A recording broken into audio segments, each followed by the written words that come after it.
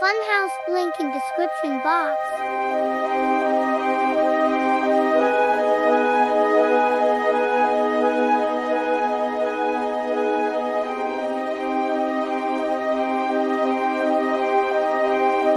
Welcome back everyone. Today we are going to take a look at 2019 American drama horror film called Funhouse. Billionaire Nero Alexander casually sits in his chair leg on leg looking at a phone in his hand as a woman bashes another with a baseball bat. She stops and looks at him, but Nero urges her to continue. She pleads with him to stop, but he states that she must complete the task. The woman grabs a knife and starts furiously stabbing the corpse. She rips its heart out, putting it on a tray and lays it at the status feet. He watches her chuckling. The woman collapses on the floor and starts bawling. On Nero's order, his guard puts a suitcase filled with money in the woman's arms and takes her away. After that, Nero starts scrolling through an article on his phone showing top 10 fails at fame. Casper Norden, a man from a fail at fame list, awakens in a strange dimly lit room and starts observing his surroundings. Wearing a baffled expression on his face, he finds a welcome card near his pillow. As he grabs it, a voice through the speakers welcomes him to the fHatchet's house of fun and instructs him to get dressed and go to the common room. A flashback shows his advisor telling him about a new reality show. Casper says he doesn't want to participate, but his advisor insists he joins, saying this could be his key to fame and success. Casper goes outside and sees a few others there. More people slowly pull out to the common room, seemingly just as confused as him. It's revealed that they too one day woke up at this house not having a single clue how they got there. A screen at the front turns on, welcoming them to the fun house, where they'll be broadcasted live throughout the world. The contestants are introduced: Tula, an Instagram model; Headstone, a wrestler; Kat, an actress; Tex, a rapper; Lanya, dating show host; Nevin, a YouTuber; Zina, a hazing website owner; and Casper, the ex-husband of a pop star. After the introductions, Zinma apologizes to Lonnie and Casper, who were the victims of her hazing, but offense has already been taken. An animated panda appears on screen and introduced itself as fHatchet and explains that every 3 days the viewers' vote will decide who leaves until a winner is chosen. If two contestants end up at the bottom as a tie, they will face a challenge that will decide who stays. Jimna asks about the cameras. fHatchet says they're hidden all around the house and the videos will be blurred while they're in the shower. However, they can choose to remove the blur feature. Nevin declares he's claustrophobic, but fHatchet says he's confined to the house since the terms were made clear in the contract. fHatchet leaves after this as the others clap for him. The contestants start enjoying their time at the house, singing, swimming and fooling games.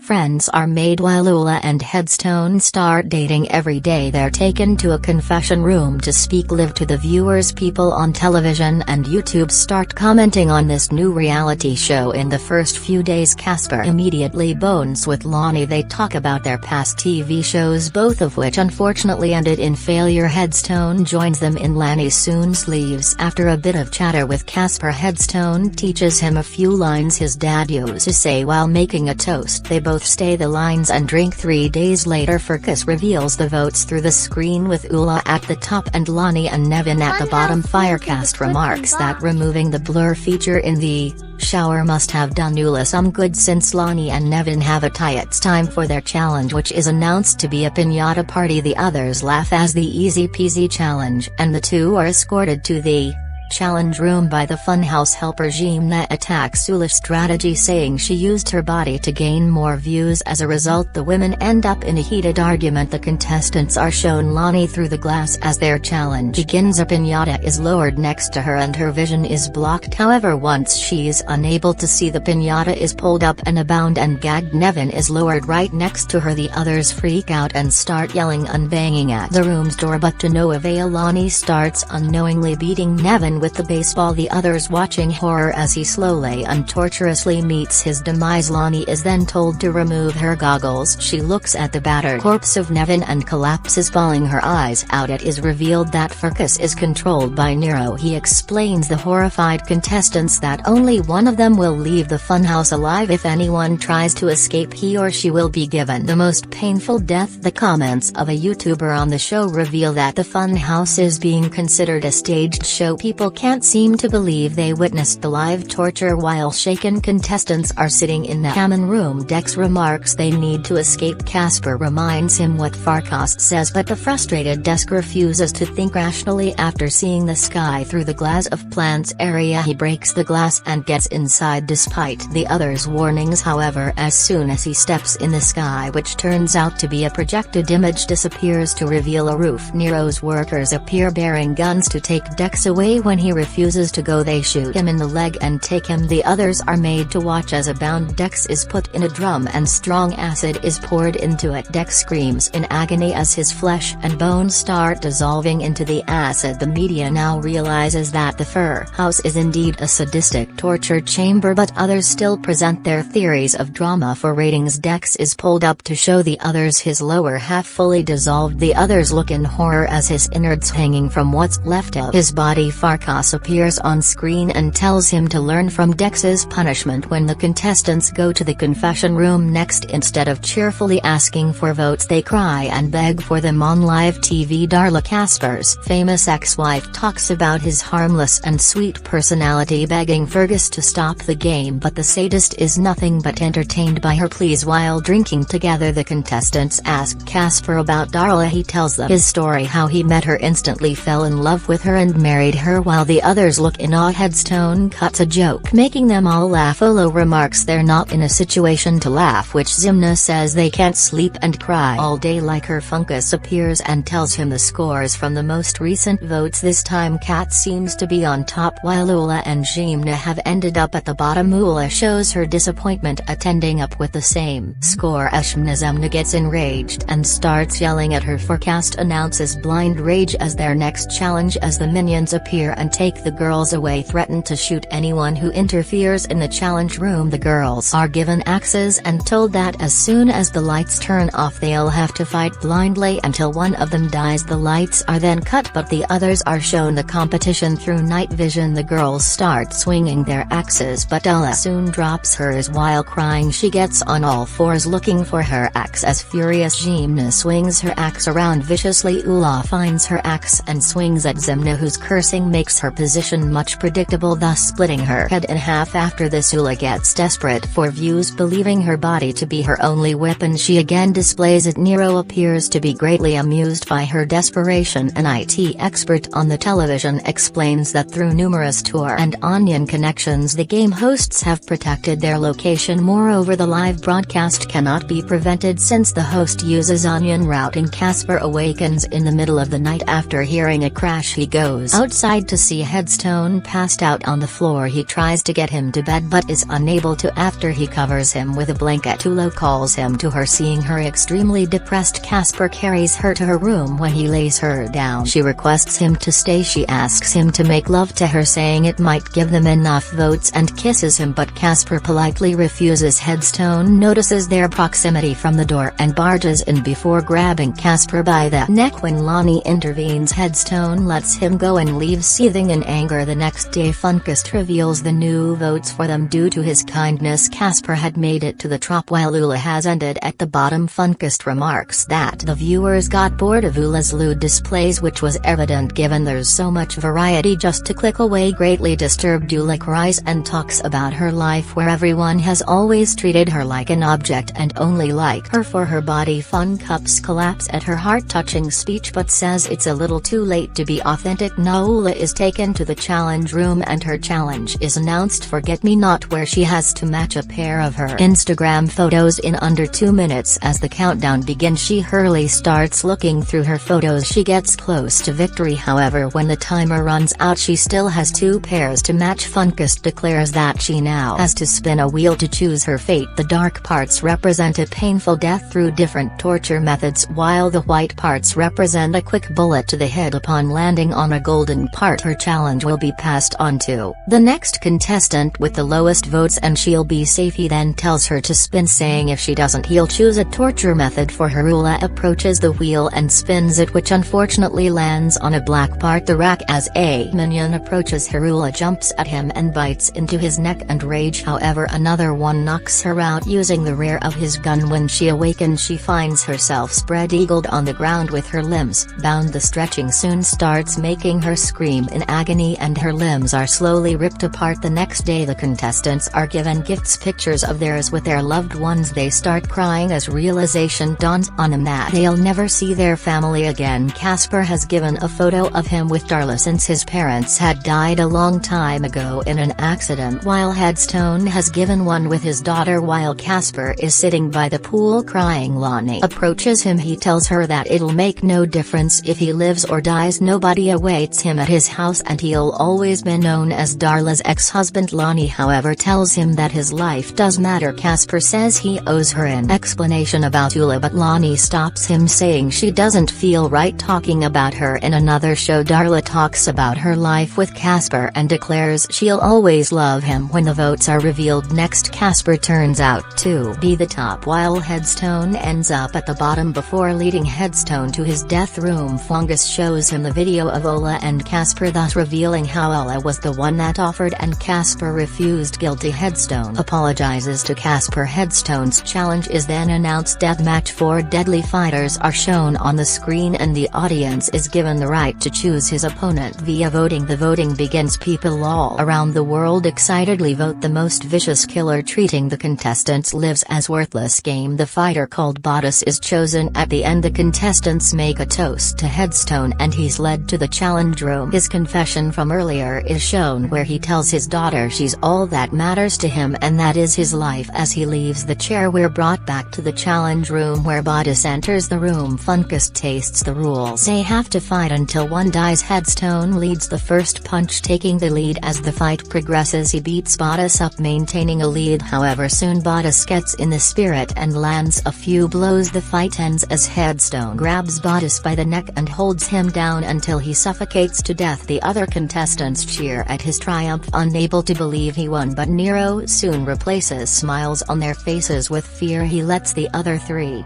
fighters into the room, saying Headstone must take them all at once. Realizing his death is now evident, Headstone tells Nero he'll await him in hell. He then looks at Casper through the glass and start reciting the lines he taught him earlier. They say the rhyme line by line before Headstone goes face to face with the fighters and eventually is beaten to death. As Casper sits in the common room brooding, Funky suddenly appears asking what he's thinking. Casper tells him he's wondering what kind of person he must be to gain the pleasure by watching innocent people die. Nero tells him that these people are useless failures who have been brought to fame without talent or struggle. People like scientists and inventors actually deserve the fame these failures get. Casper remarks there must be more, indicating Nero must have faced trauma in his life and he's doing this to get back at the world. Nero tells him he's doing it to cleanse the world of their sickness so that people may start focusing on the people who actually matter. He adds he's entertaining people since it's human nature to love death and violence. As Lonnie appears, Nero declares he'll